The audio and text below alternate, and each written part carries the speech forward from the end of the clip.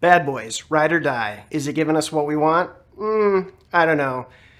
It's a sequel. The story's all right. There's nothing super memorable. They tried to do some things at the end with the action scene that was kind of cool, but I just feel like it doesn't hit the same level as John Wick, and I'm not really in love with these characters. Martin Lawrence has a good take on his character. He got a couple of laughs out of me, but at the end of the day, it just felt like we didn't really need this sequel.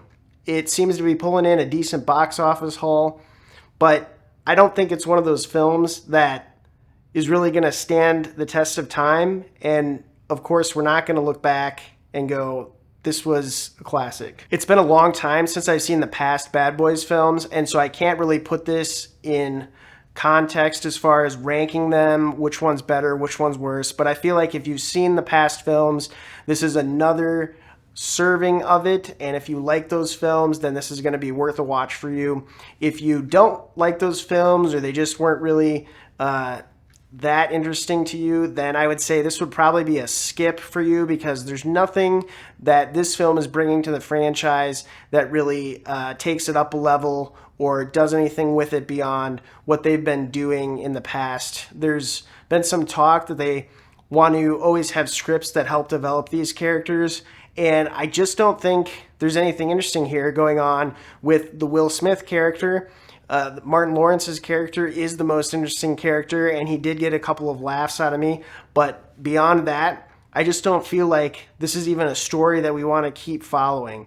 It feels a little contrived, and while it did keep my attention for the most part, I just didn't feel like this was necessarily a worthy sequel in terms of the franchise. And maybe I'm expecting too much, maybe I'm expecting something a lot fresher, a lot different, but it feels like they're just taking the past story, trying to find a way to make it interesting, and in doing so, they aren't really opening up enough doors to find that interesting story.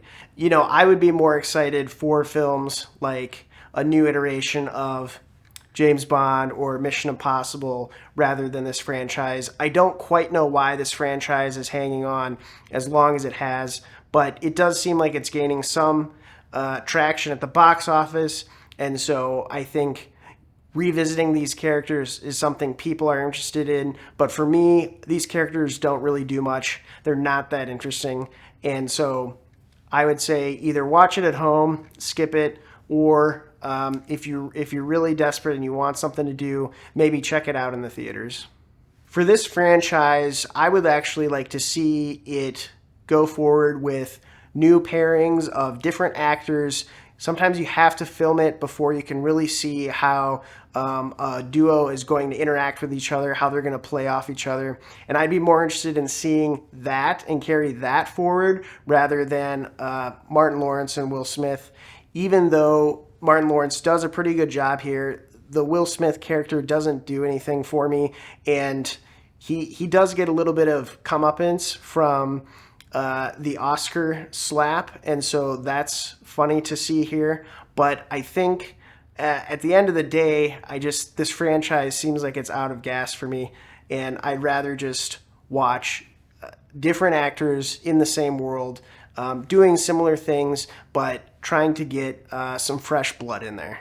Please like and subscribe if you want to join me on a future video to discuss the latest movies, because I'll be inviting audience members onto the show to talk about the films with me.